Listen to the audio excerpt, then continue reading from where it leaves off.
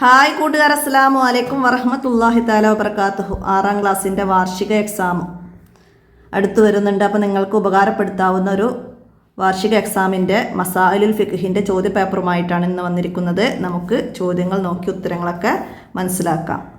അപ്പോൾ നമുക്ക് 6ാമത്തെ പാഠം വരെയാണ് കഴിഞ്ഞ എക്സാമിനുണ്ടായിരുന്നത്. ഇനി ബാക്കി 12 പാഠങ്ങളുണ്ട്. അതിൽ നിന്നുള്ള ചോദ്യങ്ങളാണ്. നമുക്ക് ചോദ്യങ്ങളൊക്കെ നോക്കി മനസ്സിലാക്കാം. വീഡിയോയിലേക്ക് കടക്കാം. ബിസ്മില്ലാഹിർ റഹ്മാനിർ റഹീം. മുഹറം 10-ലെ നോമ്പ്. മുഹറം 10 എന്താ പറയുക?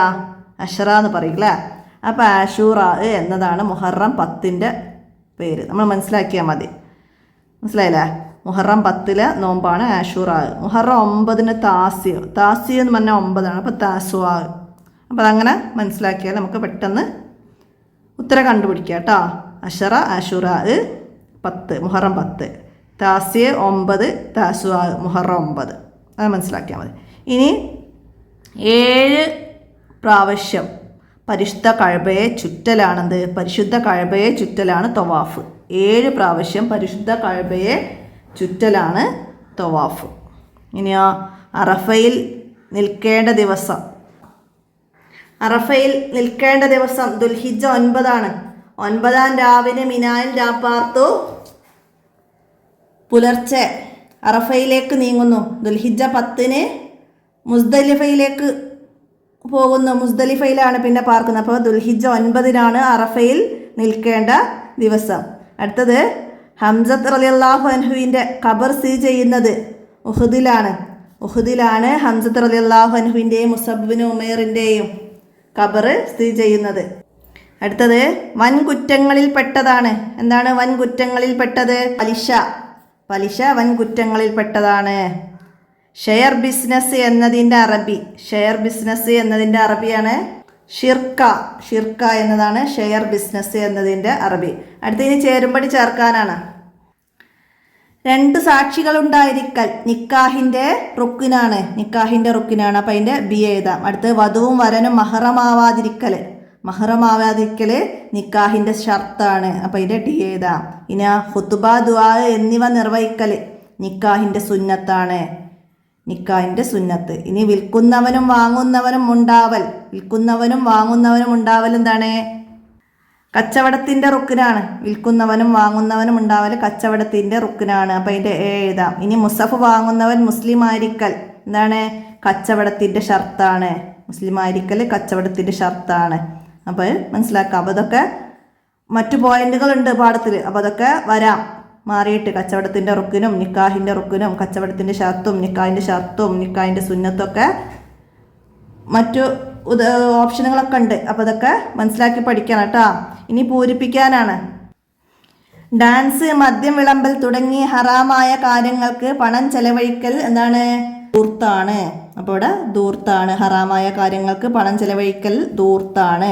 ഇനിയാ ഒരു വസ്തു വഖഫ് ചെയ്യുന്നതിലൂടെ അതിൻ്റെ ഉടമസ്ഥാവകാശം വഖഫിന്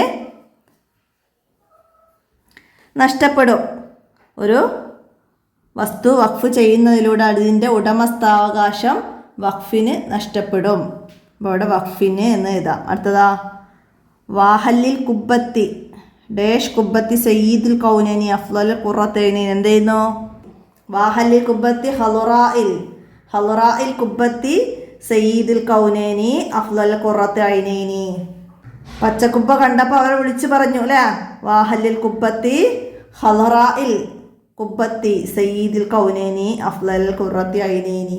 അപ്പോൾ അത് പാടത്ത് പഠിച്ചിട്ടുണ്ട്, മനസ്സിലാക്കാം. അടുത്ത് കുറ്റമറ്റ ഹജ്ജ് ചെയ്താൽ പ്രസവിച്ച കുഞ്ഞിനെ പോലെ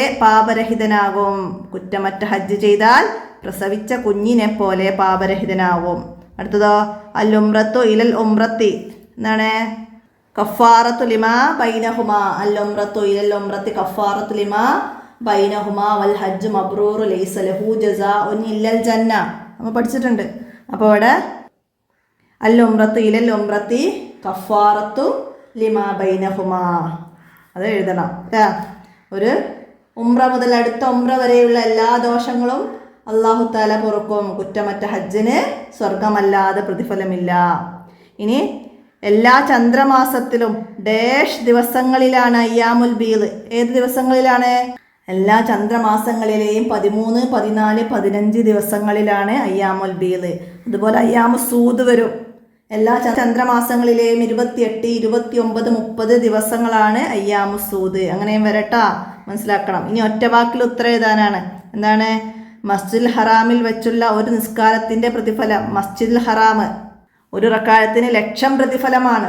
ഒരു റക്അത്തിന് 1,00,000 പ്രതിഫലമാണ്. അപ്പോൾ മസ്ജിദിൽ വെച്ചുള്ള ഒരു നിസ്കാരത്തിന് 1,00,000 പ്രതിഫലമാണ്. അടുത്തതാ ജുന്ന. ജുന്ന എന്ന വാക്കിൻ്റെ അർത്ഥം അസൗമു ജുന്ന, നോമ്പ് പരിചയാണ് നമ്മൾ പഠിച്ചിട്ടുണ്ട്. അസൗമു ജുന്ന. അപ്പോൾ അവിടെ ജുന്ന എന്നാൽ പരിച എന്ന് നമുക്കതിൻ്റെ അർത്ഥം എഴുതാം. അടുത്തത് ജബലുർ റഹ്മ എവിടെയാണ് സ്ഥിതി ചെയ്യുന്നത്? ജബലുർ റഹ്മ. ജബലുർ റഹ്മ എവിടെയാണ്? അറഫയിലാണ്. ഞങ്ങൾ അറഫയിലെ ജബലുർ റഹ്മ കയറി എന്ന് നമ്മൾ പഠിച്ചിരുന്നു. അപ്പോൾ ഇവിടെ അറഫയിൽ എന്ന് എഴുതാം. അടുത്തതാ അറഫയിൽ നിന്ന് മുസ്ദലിഫയിലേക്കുള്ള ദൂരം.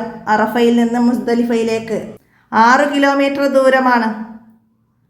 6 കിലോമീറ്റർ ദൂരമാണ് അറഫയിൽ നിന്ന് മുസ്ദലിഫയിലേക്ക്.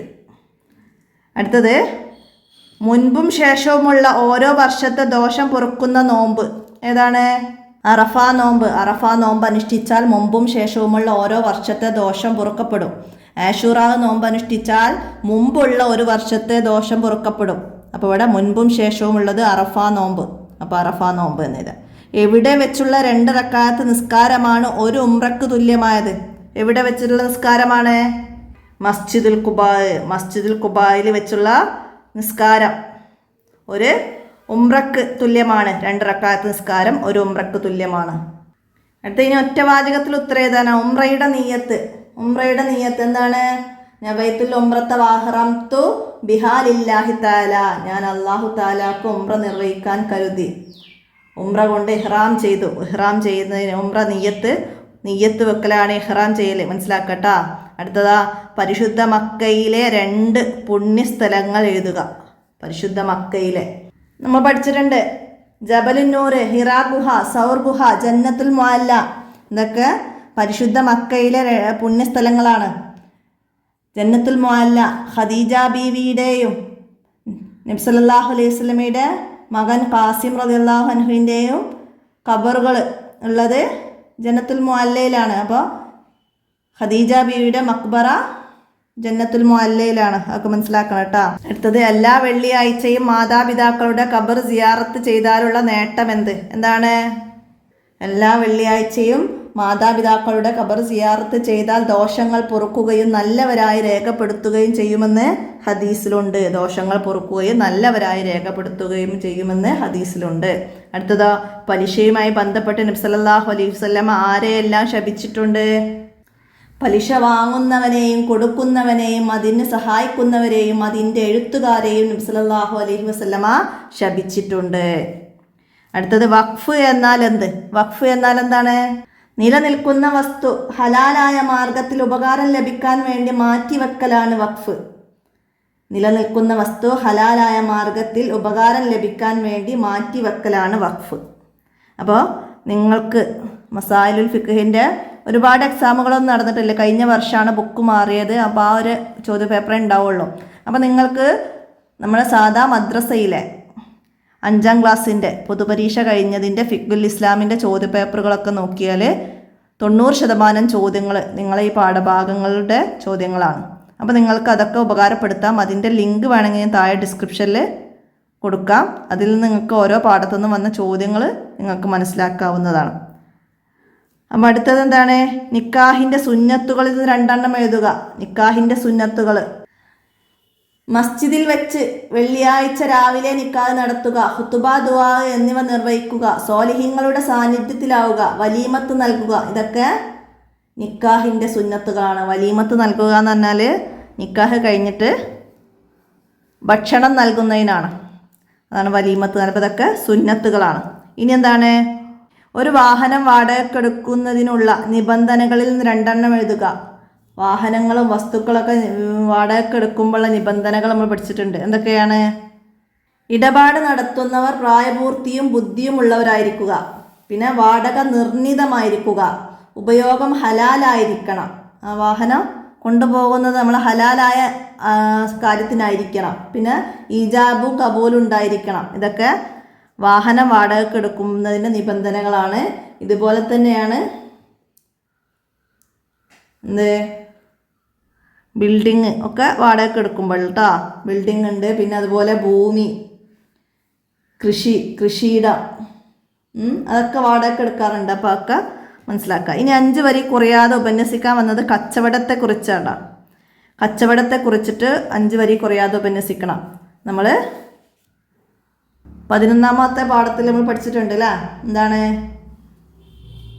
കച്ചവടത്തിന് 6 റുക്കുനുകളുണ്ട്. വിൽക്കുന്നവൻ, വാങ്ങുന്നവൻ, വിൽക്കുന്ന സാധനം, വില, ഈജാബ്, കബൂല് എന്നിവയാണ്.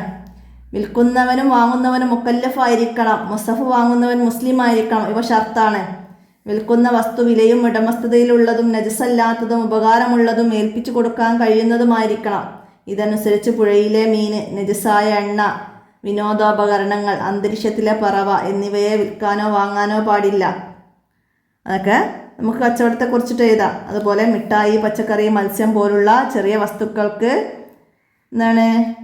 കുട്ടികൾക്ക് വിൽക്കാം. എന്നാൽ സ്വർണം, ഭൂമി പോലുള്ള വിലപിടിപ്പുള്ള വസ്തുക്കൾ വിൽക്കാനോ വാങ്ങുവാനോ കുട്ടികൾക്ക് പറ്റില്ല. അത് പ്രായപൂർത്തിയും ബുദ്ധിയുള്ളവരായിരിക്കണം. അതിന് ഈജാബും കബൂലും നിർബന്ധമാണ്. ഒക്കെ നമുക്ക് എഴുതാം. ഇനി മദീനത്ത് മുനവ്വറയെ കുറിച്ചിട്ട് എഴുതാനാണ്. മദീന ബർക്കത്തുള്ളതാണ്. മദീന ബർക്കത്തുണ്ടാവാൻ നബി സല്ലല്ലാഹു അലൈഹി വസല്ലമ ദുആ ചെയ്തിട്ടുണ്ട്. അവിടെയുള്ള ചെടികളും മരങ്ങളും പറിക്കരുത്. അവ പറിക്കാൻ പാടില്ല. മറ്റു മസ്ജിദുകളുടെ നിസ്കാരത്തേക്കാൾ 1000 മടങ്ങ് ശ്രേഷ്ഠമാണ് മസ്ജിദുൻ നബവിയിലേത്. നബി സല്ലല്ലാഹു അലൈഹി വസല്ലമയുടെ ഖബർ ഷരീഫിനും മെമ്പറക്കും ഇടയിലുള്ള സ്ഥലം വളരെ പുണ്യമുള്ളതാണ്. നബി സല്ലല്ലാഹു അലൈഹി വസല്ലമ പറഞ്ഞിട്ടുണ്ട്, എൻ്റെ ഖബറിൻ്റെയും മെമ്പറിൻ്റെയും ഇടയിലുള്ള സ്ഥലം സ്വർഗീയ പൂവനങ്ങളിൽപ്പെട്ടതാണ്. സ്വർഗീയ പൂന്തോപ്പിൽ വെച്ച് നിസ്കരിക്കുന്നത് ആരെങ്കിലും സന്തോഷിക്കുന്നുവെങ്കിൽ ഇവിടെ വെച്ച് നിസ്കരിക്കുക. അപ്പോൾ അതൊക്കെ മദീനത്ത് മുനവ്വറയെ കുറിച്ചിട്ട് നിങ്ങൾക്ക് എഴുതാവുന്നതാണ്. അതുപോലെ മദീനയിലെ പുണ്യ സ്ഥലങ്ങൾ, അതിനെക്കുറിച്ച് എഴുതാൻ വരാം. മക്കയിലെ പുണ്യസ്ഥലങ്ങൾ, ഹജ്ജ്, ഉംറ എന്നതിനൊക്കെ കുറിച്ചൊക്കെ അതുപോലെ വിവരിക്കാൻ വരും. അപ്പോൾ അതൊക്കെ നമ്മൾ എന്ത് ചെയ്ത് ഞാൻ പറഞ്ഞ ഫിഖുൽ ഇസ്ലാമിൻ്റെ ചോദ്യപേപ്പറിൻ്റെ റിവിഷനിലൊക്കെ പറയുന്നുണ്ട്. അതിൻ്റെ ലിങ്ക് തൊട്ട് താഴെ ഡിസ്ക്രിപ്ഷനിൽ ആഡ് ചെയ്യാം. നിങ്ങൾക്ക് ഉപകാരപ്പെടുത്താം. കൂട്ടുകാർക്കൊക്കെ വീഡിയോ ഷെയർ ചെയ്ത് കൊടുക്കാം. ഇന്നത്തെ വീഡിയോ ഇവിടെ അവസാനിപ്പിക്കുകയാണ്. അസ്സലാമു അലൈക്കും വറഹ്മത്തുള്ളാഹി.